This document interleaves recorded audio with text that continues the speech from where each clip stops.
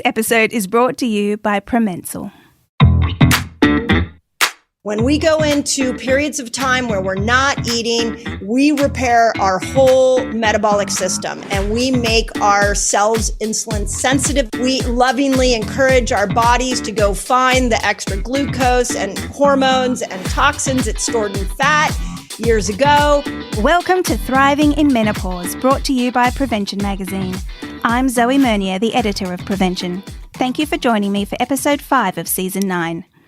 Today on the podcast, I'm excited to be joined by a global force in the health sphere who has inspired thousands of people around the world to use their body's own healing abilities to achieve optimum health, slow aging, and lose weight.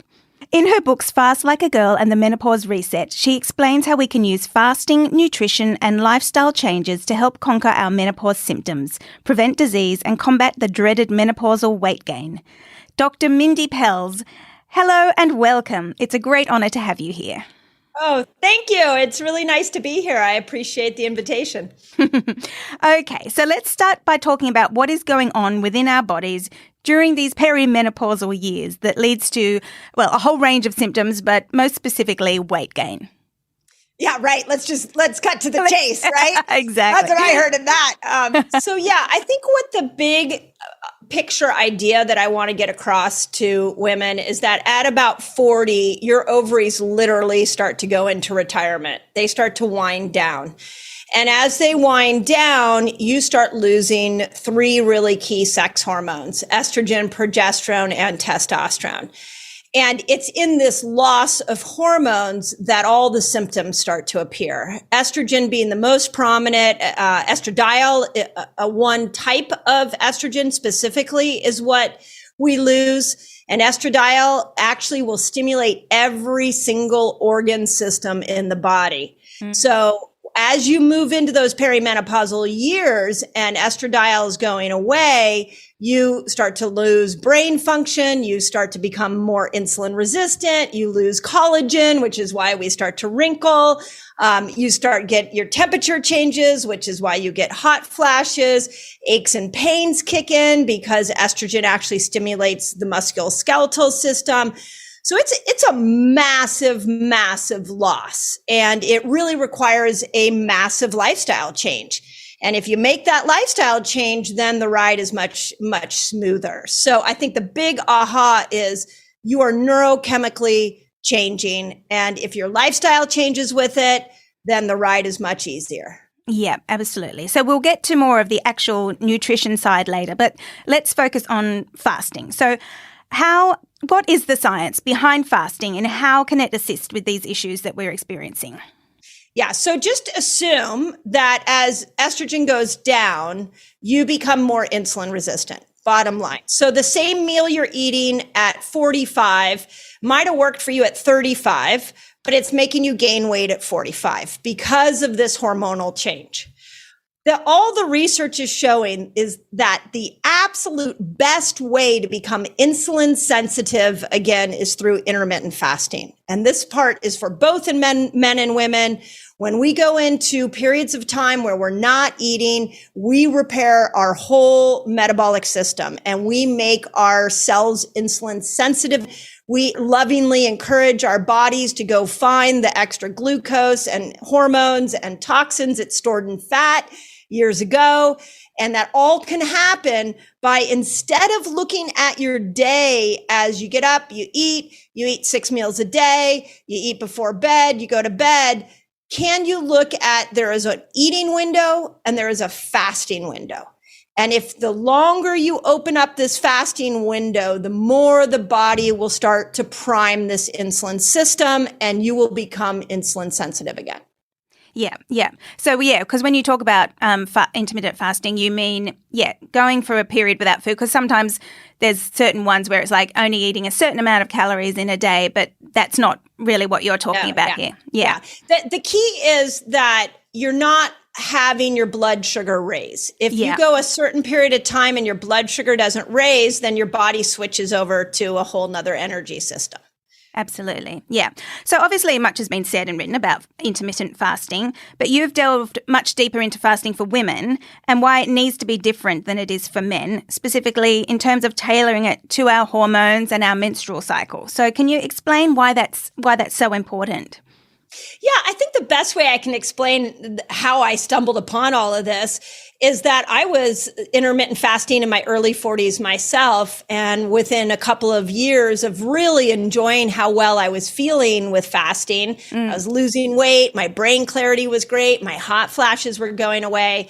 I started to notice that I lost my period. I started spotting and I thought, somewhere around 43, 45, I thought, I guess I'm going into menopause, but this seems really early to be going into menopause. So I started playing with a few different ways to fast according to my cycle, and my cycle came back and I still got all the wonderful benefits.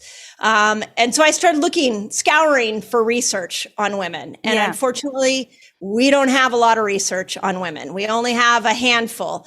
And so I took the research that was either done on mice or on men or mixed with both men and women. And I started to apply it to my patient base. And then I started to apply it to my online community. And here we are 7 years later, and millions of women practicing these principles. We saw a very clear pattern of when women should be fasting and when women should not be fasting. And that's the major difference between us and men.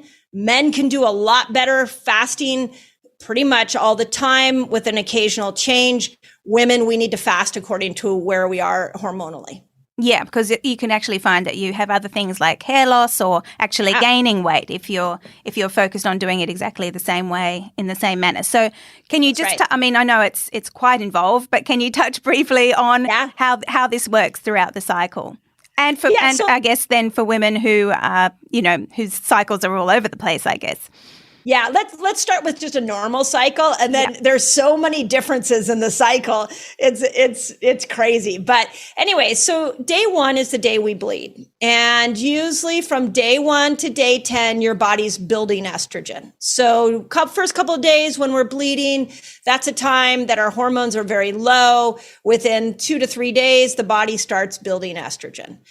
Estrogen has a very specific lifestyle that she likes. She likes glucose to be low. She thrives when we go into the ketogenic diet. She thrives when we go into longer fasts. She does really well with managing our blood sugar. And so it makes those first 10 days a great time to go into a longer fast, or if you're a low carb fan, go into some lower carbohydrate meals to lose weight. When we go into ovulation, this is about day 11 to day 15, estrogen peaks and then testosterone peaks, and you get a little bit of progesterone. I call this the manifestation phase. It is our superpowers are all there. All those hormones are right there. So at that point of our cycle, the goal really becomes, how do we break these hormones down so they're usable to the cell? So you can still fast. You can fast 15 hours during that time, but really where you want to put your focus is on more plants. You want to do a plant-rich diet so that you're feeding your gut. You want to support the liver. That would be an amazing time to skip alcohol if you choose to do that, because you need in your liver and gut to be able to break those hormones down. And then you compare that with a 15-hour fast, and we found that really helps with fertility. We found it helped with PCOS. It helped with bloating. A lot of women that come out of ovulation are bloated. It helped with all those things. Then when we come out of ovulation, about day 16, the hormones crash again. And we have about a 4-day period where we can slowly start to lean into more fasts. So somebody wants to do a little longer fast. Somebody wants to eat less or do again low carb or calorie restriction. Usually it'll work fine after ovulation for about 4 days. It's about day 20 that everything changes, because that is the moment that progesterone comes in, and progesterone wants glucose to be higher. So intuitively as women, when I say this, most women are like, yeah, that makes sense. So many women crave carbohydrates the week before their period. Yeah. Women crave chocolate because you need to bring glucose up. You got to get the magnesium in chocolate so that progesterone can be made. Progesterone also doesn't do well with cortisol. So you don't want to be fasting. You don't want a really strong workout. I called it the nurture phase in the book. We want to be really going into a little more inward time and nurturing ourselves. And if you do that, what we're finding is that once day one starts again, that women are having less PMS symptoms. Perimenopausal women are not having the clotting and the spotting and the hemorrhaging that can happen with with your cycle during those years. Moods are changing. And women are losing weight by following this pattern, and they're not spending the whole month in deprivation.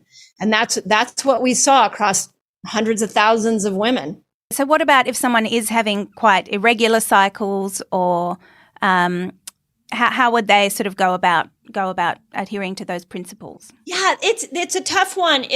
I would say if you have day one, like let's say you're every 60 days. The minute day one starts, track it and follow the rhythm. In the book, I map out a 30-day fasting reset. So I just made it easy for everybody.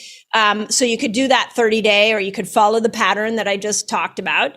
And so what you would end up doing is syncing yourself up with your hormones. And what we found is usually within 2 to 3 months, the cycle is regular again. Yeah. That's pretty normal. Otherwise, if all else fails, just start on day one and go around, and it's amazing how your body will sync it up. Fantastic. And what about if you are postmenopausal? Can you then sort of look at fasting more, on a consistent level, like a man would, or you need to still have to vary it a little bit more because you still have to mine progesterone. Men don't have progesterone to think about as much. So you've got to really make sure that you keep glucose up and cortisol down for progesterone, even as a postmenopausal woman. So I give postmenopausal women 2 ideas. You could go weekly, and you could do what I call a 5-1-1. 5 days a week, you intermittent fast for like 13 to 15 hours. 1 day a week, you stretch that fast. It's kind of like training. See if you can push it to 17, 20, 24 hours. And then 1 day a week, don't fast. So you can move to a weekly amount.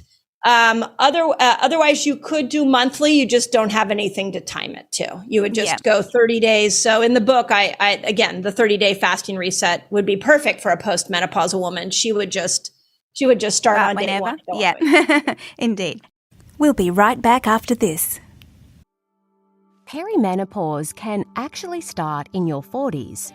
Declining estrogen production during perimenopause brings on changes to menstrual cycles, and often the onset of hot flushes, night sweats, mood swings, and sexual problems. Promensal Peri is specifically designed for perimenopausal women and can help relieve these common menopausal symptoms. Promensal Peri is available at leading pharmacies across Australia and offers a cost-effective treatment at under $1 a day.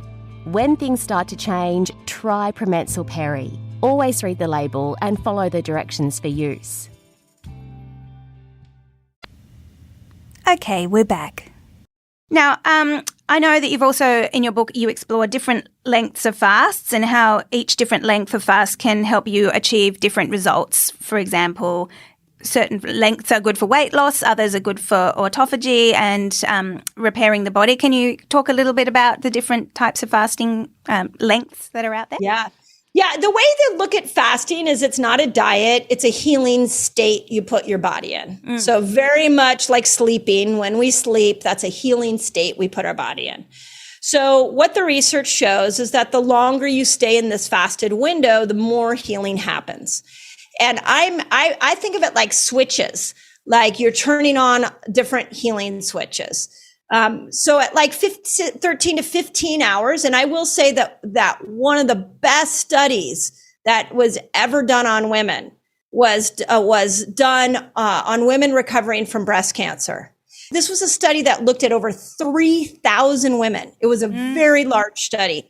And they found that women who had traditional care for breast cancer, if after they had that traditional conventional care, if they fasted just 13 hours, that they had a 64% less reoccurrence of breast cancer as compared to women that didn't fast coming out of that same kind of treatment.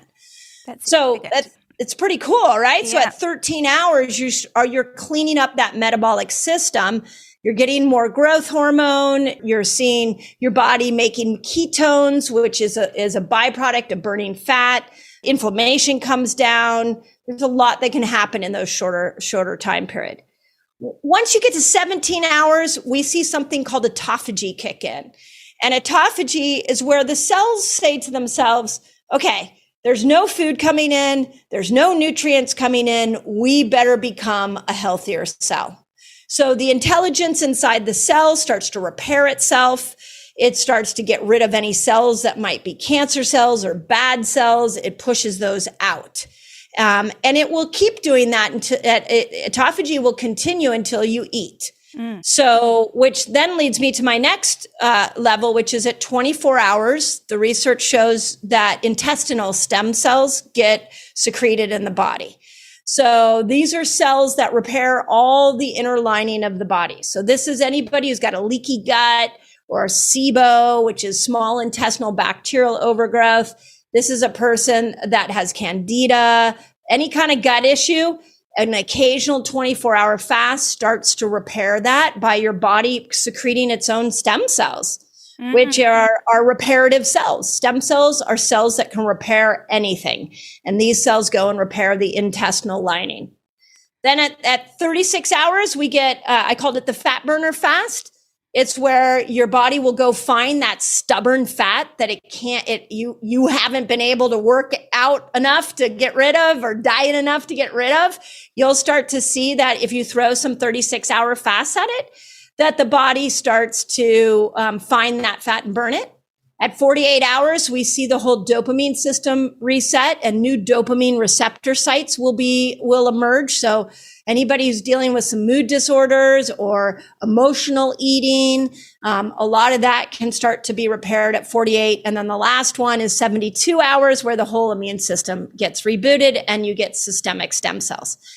All of that at no cost. Yeah. That is the power of your body. Absolutely. Although it should be said, if someone is new to fasting, probably don't launch in with a 72-hour water fast. It is something that you need to build up to, right? That's right. Yeah. And, it's like a marathon. If you're going to run a marathon, you don't just throw on some tennis shoes and go run 20 miles. Yeah. You want to train for it and slowly work yourself up to it for sure. Absolutely. Now, equally as important as the fasting is the foods that we are then eating, to break the fast, and then when we are in feasting mode or just eating mode. So what are the best foods that we should be eating and why? Yeah, so I put food into a couple of categories, and your re-entry back into food really matters. So the first category that I really like to see people do when they go back after they've been fasting and they break that fast, go back into food, is protein. There's a lot of research right now about how important protein is. That first meal, if you get 30 grams of protein, it opens up an amino acid sensor that will allow every bit of protein you eat from that point forward to go into the muscle and build your muscle stronger. Right. So if you're looking to build muscle, your meal back into food is protein. I also like to add in some fat. So I love breaking my fast with avocados.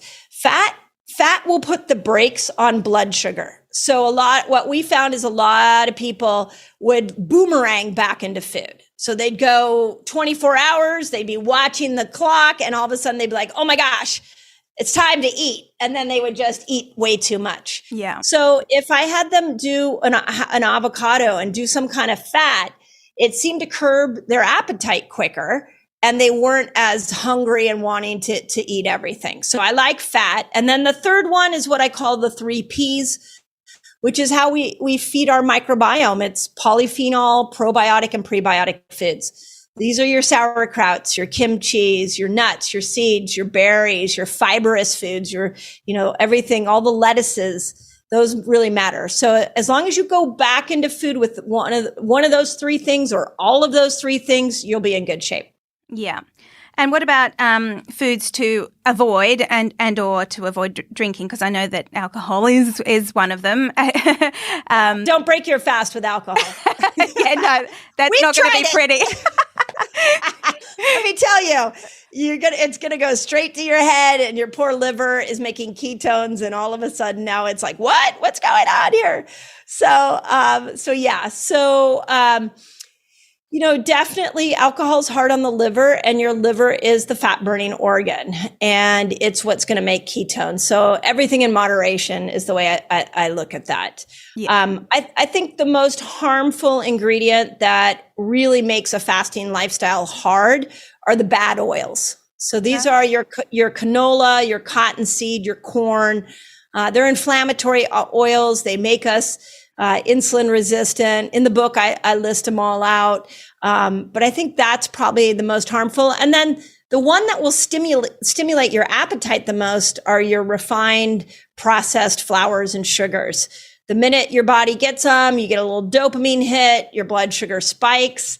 And then within an hour, the blood sugar crashes and your brain says, give me more. And so it wants to give you more. So it is not the best path back into food for sure. For sure, yes. Now, look, I know there are people out there who have maybe tried fasting and have said, look, it's really hard. I get too hungry, or I get brain fog, or those kind of things.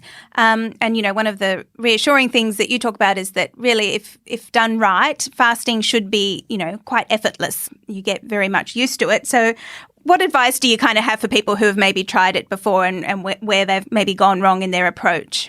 Or how to make it easier for them, if you will. Yeah, it's such a good question. And here's what I want people to know is that fasting is a natural state. It is a healing state, just like sleeping is a healing state. So just because we know we're supposed to sleep doesn't mean that everybody can get a good night's sleep. Yeah. So we've got to learn how to find our own personal rhythm with fasting. So the first thing that I typically see when people say, I can't fast, it's not for me, I really want to ask that person, would you say that about sleep? I can't sleep. It's not for me. I mean, at some point, you would not be able to function very well if you just gave up sleeping.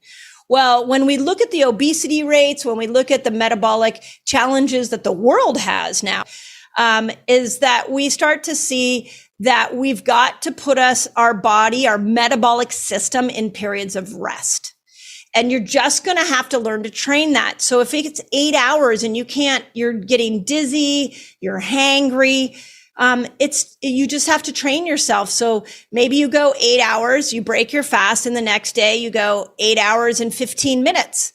And then the next day you go 8 hours and 30 minutes, and you slowly train yourself. And I promise you, I have seen it work for every single human that's tried it. Eventually your body clicks and it goes, oh, okay, this is what we're doing. Yeah. And that probably was the most surprising thing I noticed in the early years when I started teaching this, was just how you could give me somebody who had extreme adrenal fatigue, somebody that was an emotional eater, somebody who had eating challenges or a very adverse relationship with food. If you gave me enough time and you let me slowly work with their body to train them, there's a moment it clicks, and then fasting feels easy. Yeah, that's right. Because, I mean, as you say, it's what we're meant to do as as cave people. Yeah, but we still sort of have this school of thought from some nutritionists that, this whole thing of don't skip a meal, and that your body needs this constant glucose source. What's the deal with this disparity? Yeah, the constant glucose source is absolutely erroneous, and and here's what I want to deconstruct for us all. Your mitochondria in each cell, it's like the battery of the cell. It runs off of two different fuel sources. One is glucose and one is ketones. Your brain runs off of two fuel sources. One is glucose, one is ketones. Ketones are only made when we go into the fasted state, or if you take low carbs away, you'll start to make some ketones. What has happened to the world right now is that we have never been looking at this ketogenic energy system. A lot of nutritionists, when I first started teaching this, they were like, ketones? No, ketones are bad. Well, ketoacidosis is bad, and that's a ketone level of about 8.10.0, maybe even 11.0 and higher. I'm talking about a small dose of ketones, 0.5, 1.0 millimoles, where you're burning fat to make this ketone so that you can energize the brain and you can energize the mitochondria. Every single person that I know, when that moment clicks for them, they start to feel better mental clarity and they start to have better energy. They do not get the energy dip. So you've got to have ketones. So if we're eating all day, how are we going to get ketones? Now, the other thing that I've heard a lot of nutritionists say that I feel is really something to address is, well, you don't want to go too low calories. That's a problem. And specifically for the thyroid. And they're right. It is a problem if you consistently go under 1,200 calories day after day after day. Let's say you give it 90 days to 6 months. Eventually your thyroid will start to malfunction. Right. But if you do the cycling of fasting that I'm recommending, where you're going into longer fasts, shorter fasts, no fasts, you are making sure you never go into that calorie deprivation. You're minding your sex hormones and you're getting all the benefit of these two fuel sources. So I would lovingly encourage those nutritionists to really relook at this and see that when you look at the needs of the body, ketones are definitely a need. Yeah. Just going back to the calorie thing, I think a lot of people still feel like they need some guidance. So even if they are fasting, when they have that period when they're eating, what would be if someone is trying to lose weight, what would be an optimal amount of calories to consume in the eating window? 1,200 is good. Right. Yeah. Okay. Yeah. Or more. That's the one. Yeah. Or more. Yeah. Okay. And ultimately, I'm trying to get women off of calorie counting and on to looking at macros more. If you're going to count something, look at your amount of protein, look at your amount of net carbohydrate, and then get to know your blood sugar. It's going to be, these continuous glucose monitors people put on, or you can prick your finger. That's going to give you an indication more of if you're going to gain weight or not. Yeah, definitely. All right. So for someone that's just starting out on this journey, they've got a lot to digest. What would you say the most crucial aspects to start working on first are? Yeah. So I always say the first thing to work on is food. And there are 3 changes you want to make. You want to first switch your oils. So I talked about this earlier. Let's do good oils. The healthy oils, not the inflammatory bad oils. Yeah. The worst ones are vegetable, soybean, canola, cottonseed, corn. Go more to the avocado, MCT oil, olive oil, sesame oil. Those are more healthy. The second switch is good carbs, not bad carbs. Yeah. And the way I like to phrase this is eat nature's carbs. Yeah. Did it come from the ground? Did it come from a tree? If nature provided it and it has a carbohydrate load, it's probably good. So we've got our fruits, our vegetables, our potatoes, our squashes. Start to lean more into those and get off of the breads, the cakes, the pastas, the cookies, the processed food. Yeah. And then the third food change is to get rid of the toxic ingredients. So these are the artificial coloring. These are the artificial sweeteners, the everything that we started creating that we call an ingredient, but we put it in a lab. That toxic stuff is going to make it really hard for you to lose weight. It'll make it hard for you to switch over into the fat burning system. Yes. Dr. Mindy, I think that's all we have time for today, but thank you so much for sharing your amazing knowledge with us all. It's been so valuable. Thank you. And I really appreciate the opportunity. And I just want women to see how powerful their bodies are. And the cool thing about fasting is only you could do it. I can teach you, but only you can do it. So when you get a fasting win, you got to go high five yourself because you're the one that did it. So thank you for the opportunity. Absolutely. And listeners, thank you for joining us as well. If you liked this episode, we'd love you to rate, review, and subscribe. And we hope you'll join us for next week's episode.